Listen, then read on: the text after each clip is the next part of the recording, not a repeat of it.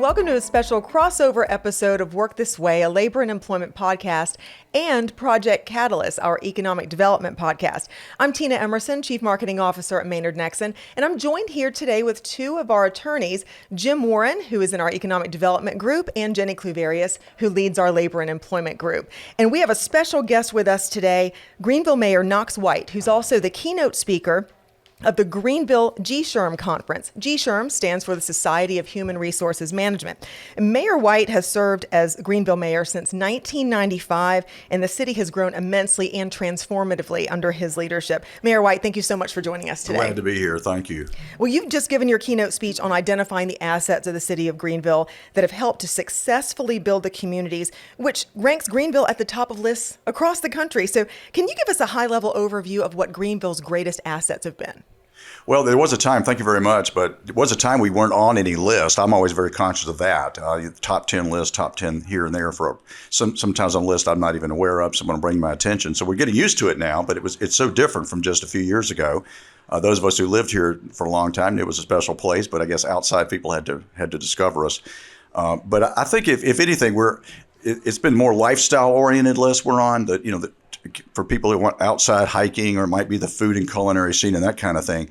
If I have to look at it also in terms of what list do we want to be on that maybe we're not on, and I think that's some of our focus too, and on that is in the economic development field in particular, because we're also a great place to start a business, a great place to bring your business to, and I don't think that's being as recognized as perhaps the lifestyle aspects are, but it's going to happen. Once you're on those lists, people find out about us. And as a follow-up to that, what do you think have been the biggest catalysts for growth? Well, you can't get away from the fact that underlying everything, kind of the wind beneath our sail, is absolutely our diverse economic base. And this didn't happen by accident. In fact, we talk about downtown in a minute. It didn't happen by accident either. It was all kind of by intentional design. Greenville was a textile town. Everybody was in textiles, textile city for 100 years, actually. I grew up here. My father was in textiles, and my dad's, all his friends were in textiles. When I look back, everybody was in textiles or related to the industry somehow. And Greenville leadership in the 1970s made a very important decision, and it was intentional. It was a decision, which was we're going to diversify the local economy away from textiles, and that was blasphemous to even think that way. And neighboring communities, North Carolina, South Carolina, Georgia, did not, but Greenville did.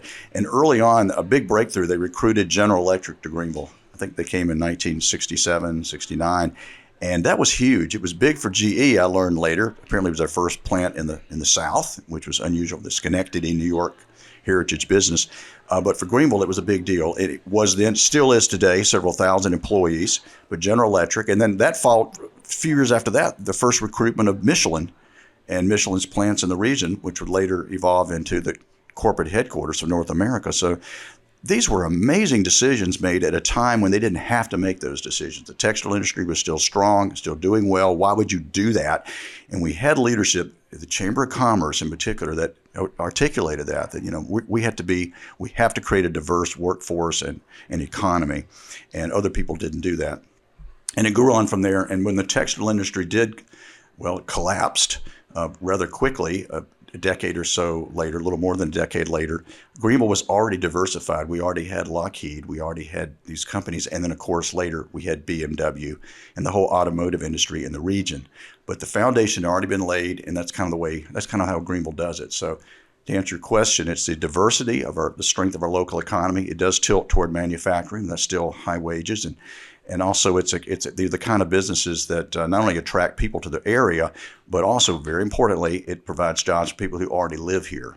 And that is a huge difference between economies that are based on, bringing in businesses from the outside that may not employ local people. They just bring more people here. We have a little bit of both.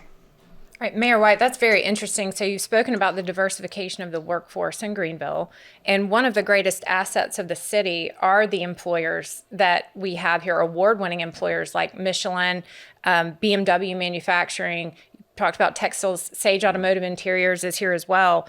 Can you tell us specifically about what Greenville has done to create such a business-friendly environment specifically to help employers succeed? Yeah. Well, that's a large issue for the county and the the politics of the county, what Greenville's been all about, and even going back to the days when I mentioned about General Electric, Greenville's been kind of scrappy. We could have relied on one industry, and a lot of communities do, and to their detriment, because one thing that happens when you're a one industry town is you get very lazy about it, and you get a little haughty about it, frankly. And Greenville's never been that way. It's always been out there as a pro-business environment. You can see it and feel it everywhere you go. The local governments reflect that as well, city and county and state. And we're out there recruiting and inviting people to come here. And that's something we live with, but when you go to other communities around the country, or when you deal with businesses that move here from someplace else, that's one of the first things you'll hear them talk about, and you'll notice that this is a very pro-business community, and what a difference that makes.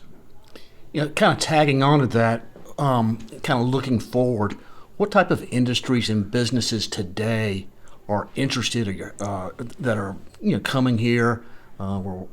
We're trying to attract that. So as we kind of look into the future. Yeah, I think that's always something we need to be thinking about, because just as I said a minute ago, we want to continue to be diversified. We don't want to rest on our laurels, and the world economy changes, and we have to change with it. So we can't be doing the same thing. I think we'll always have a tilt toward manufacturing. That's still a good spot for us. And manufacturing today is advanced manufacturing, so it's high skill, high education, good wages, and that kind of thing. So it's a different kind of manufacturing. But otherwise, especially speaking from the city standpoint, we're an urban area city, so we're particularly interested on service industries, and we're interested in finance and banking, and we have a biotech lab in our downtown. That's a niche for us, I think. And also, we just have to be more focused as a kind of community where people can start businesses. I think, to me, that's kind of the goal of a city, is to be a place where people come here, and they may come here from one job, but they can start their own business here. And I think that's going to be our big focus of the city of Greenville going forward. So Mayor White, Greenville County job creation has historically and continues to hit record highs. You spoke earlier about creating a business-friendly environment. Can you talk with us about what some of the specific policies or initiatives are on the government level that have attracted those businesses to the Greenville area? It starts with the fundamentals of your taxes.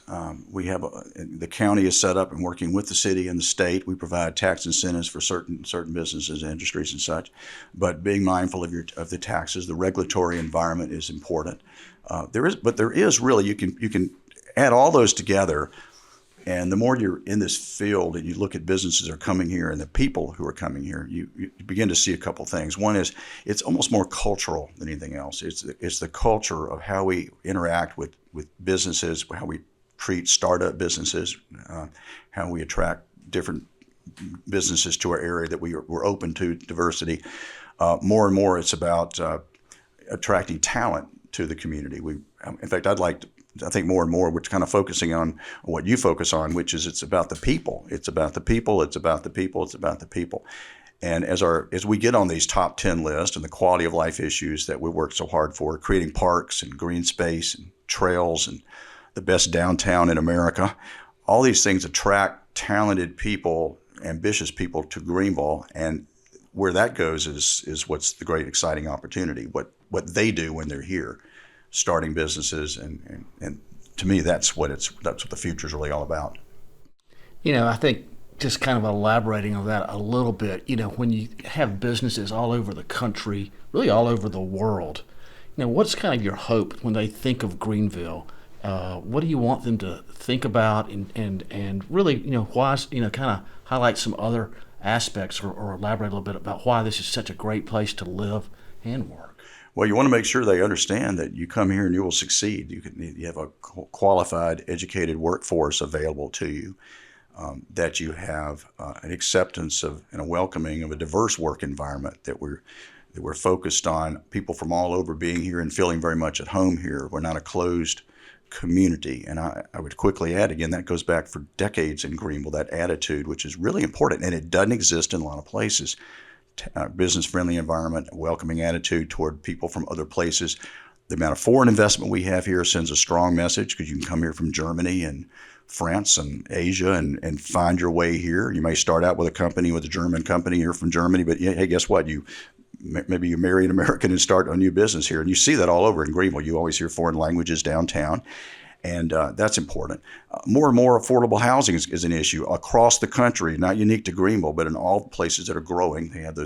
We have these issues. But I think Greenville's going to be shining on this in the next couple of years because we're doing more, I think, than anyone else in South Carolina or in our region to address affordable housing.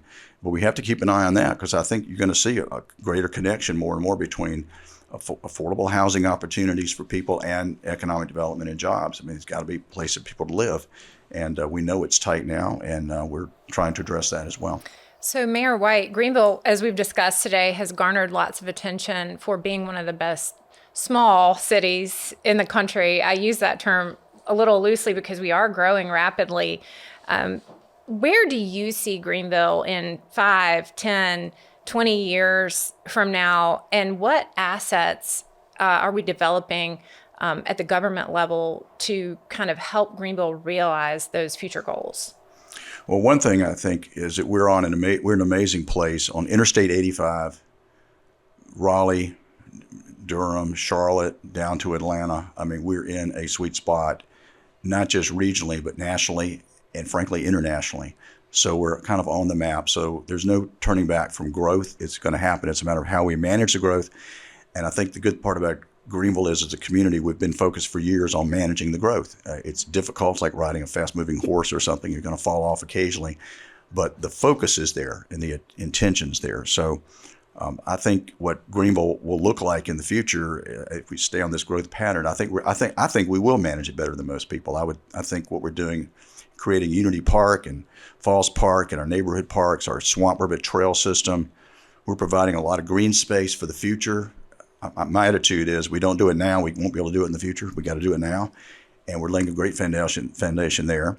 I think there's more to be done on infrastructure, other kind of infrastructure, transportation. We have the penny sales tax on the ballot this November. Hopefully the voters will see the wisdom of that. We got to catch up on really hundreds of millions of dollars worth of road work in the county, not just the city, and state roads as well. That's very important.